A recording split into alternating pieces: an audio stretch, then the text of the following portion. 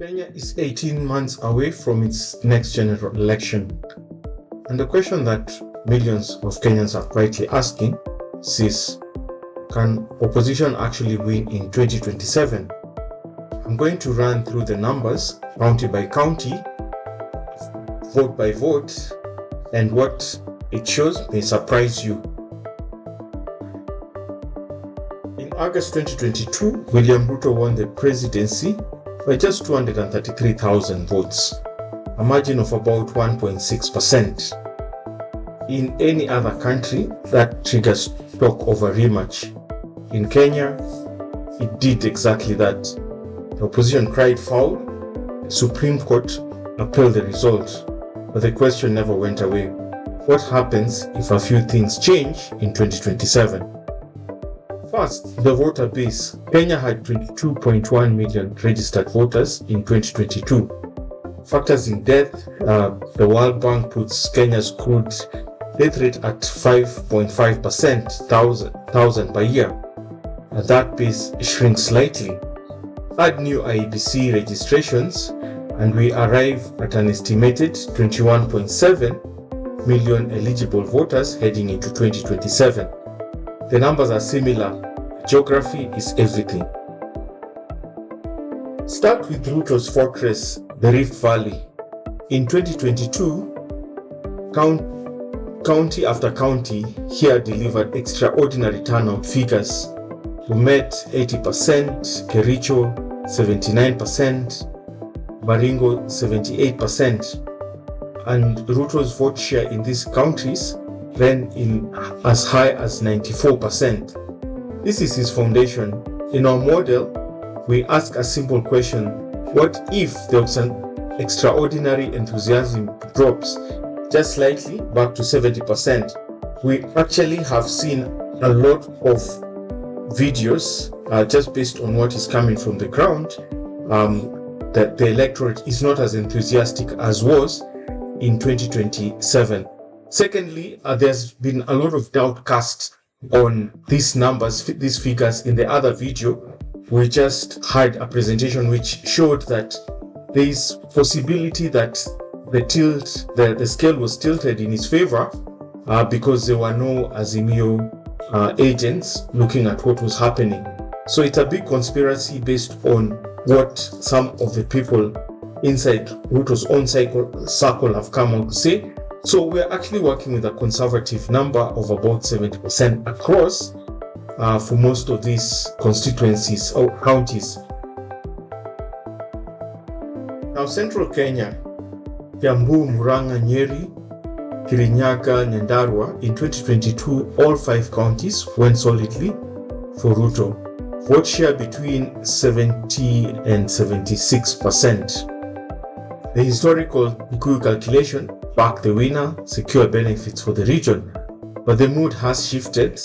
The cost of living, the tax burden, the broken promises on development.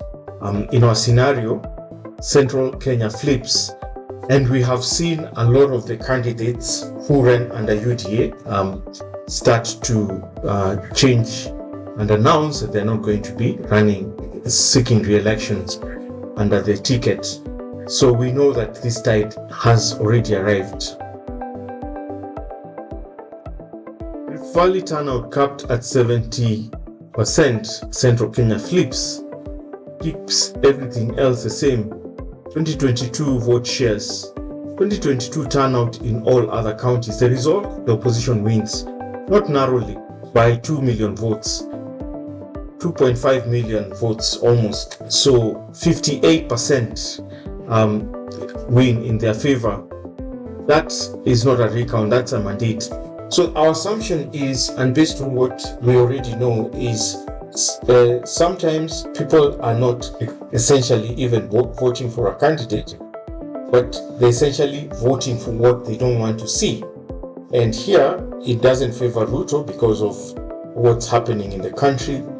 The education sector is broken, and the health sector is also broken. The 2 key major public services are not really working in his favor. And plus, a lot of things which have not worked out well and most of the citizens are not feeling the effect of what his government is doing. So in another analysis, we've actually just done that, and you can actually look up the channel to see for yourself. Here is the full regional picture. Ruto still dominates the Rift Valley, a 1.5 million net advantage.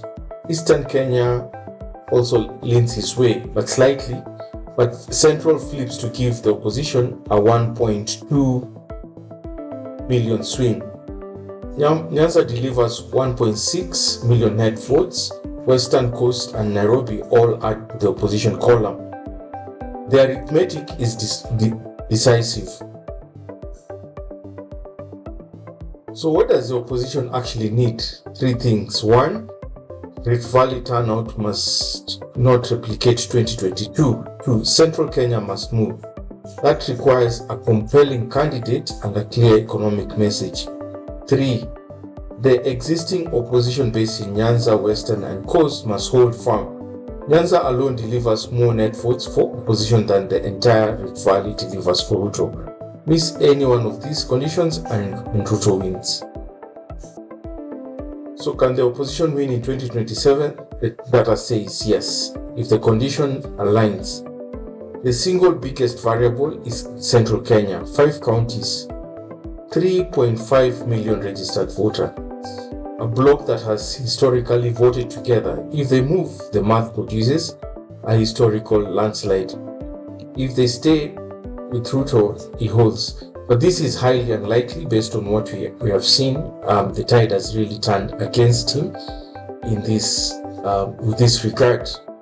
So what Central Kenya? This is the story of the 2027 election.